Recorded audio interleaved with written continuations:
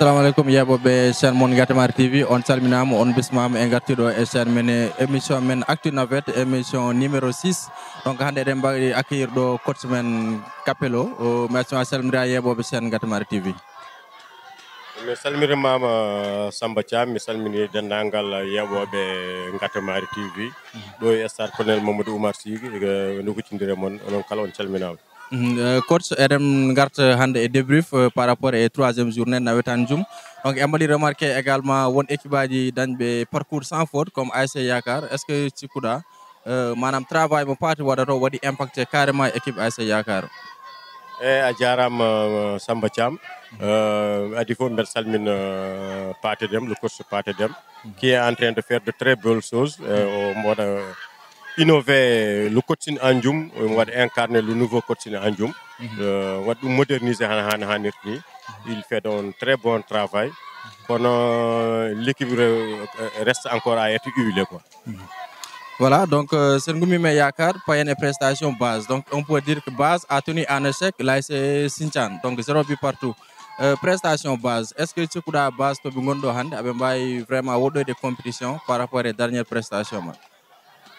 Base ko joni be pudi yirude holko firtine tan joni be pudi yiru ko ganda horma so mbani dum ya 3 ans tawno hankani be diwti do woni holdum journée sukabe jaabe do e wuro ngo be mo jahanno hambe defte des mercenaires be ngara jour wala wada masuji ganda be kebani be joomuyen be ngara be mbara takkale be gadde équipe mo wajjani be pied wala be gadde messe be journée ha par porte réserve be gagné sur tapis vert mais joni be jaggi ko woni ko do eri joni be nen fudnen mbada jengude mbada tenir en échec de très grandes équipes donc je sais que so be jaggi do d'ici 2 ans inchallah il peut faire mal.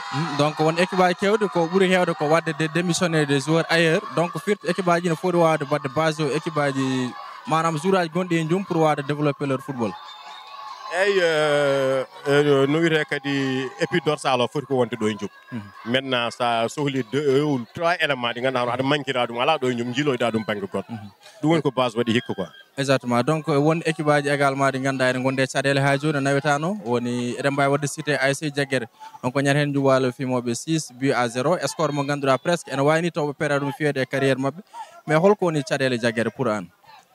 Caɗele Jaguere tan ko a yi on déchirement à la dernière minute déchirement waɗi des problèmes internes ɗum ça arrive heptima façon légal fof wodi yaaɓe yayi des départs yayi des joueurs aussi ɓe ko yaaɓe armé ɓe ko dañɓe liggueyaji jeeyi ko ɗum ɗon tan hepti node kadi Jaguere mais quand même vraiment ɓe tinnima kamɓe mbaɗi le tout haɓe gari ɓe mbaɗi participé netano on légal mo wonanno arata ɗon tan reɓata oppa donc ko tinnare han ɓe jagga mbaɗi terminer le championnat à beauté mbo wuuri ɓe ɓeydo fewdirade.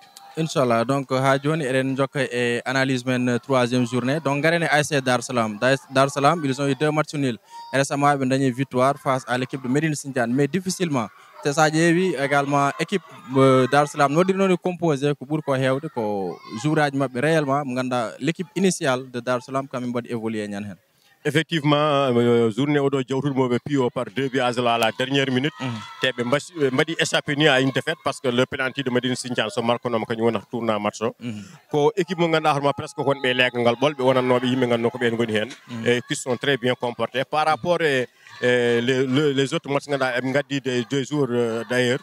Donc Dar Salam quand même est dans des difficultés quand même aussi ils ont connu beaucoup de départs aussi. Dernière question coach, Kawral qui fait peur, qui a battu 6 buts à 0 l'ASC Jaguere. Holno jiruɗa comportement équipe Kawral joni?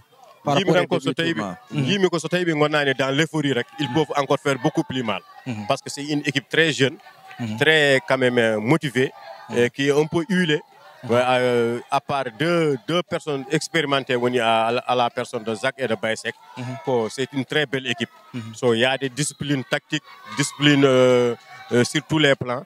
Et Mbassa, emportés par la folie, ils peuvent aller loin. Quoi. Merci coach. Dernier congolais et chaîne Gatamar TV et Nawetan Djoum également. Sana weltanade Gatamar TV et weltanade vraiment aussi l'organisation parfaite de la zone et vraiment ko wiide han yo yaaru yesso quoi. Merci coach. Jarama.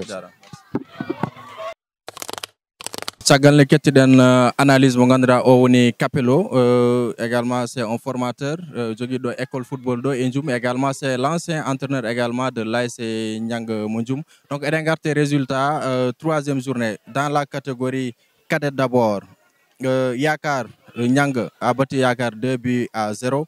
L'ASC Base a également malmené l'ASC Sinthiane 1 but à 0. L'ASC Doupo également a battu l'ASC Ouladberi plutôt a battu l'ASC Doupo 1 but à 0. L'ASC Dar Salam et l'ASC Médine de Sinthiane se sont neutralisés sur un score de 0 but partout. L'ASC Kaural et l'ASC Djaguer également se sont neutralisés sur un score de 0 but partout. Aïnoumadi Dental a battu Aïnoumadi 3 buts à 0. Donc au niveau de la catégorie senior, toujours, donc Massina Dandelegnol, c'est Dandelegnol qui a battu Massina 1 but à 0. L'ASC Yakar plutôt qui bat l'ASC Nyang 1 but à 0. Base et Sinthiane se neutralisent sur un score de 0 but partout. Doupo qui mène 2 buts à 0 2 buts à 1 face à l'ASC Ouladberi. Aïnoumad également battu par l'ASC Dental 2 buts à 0.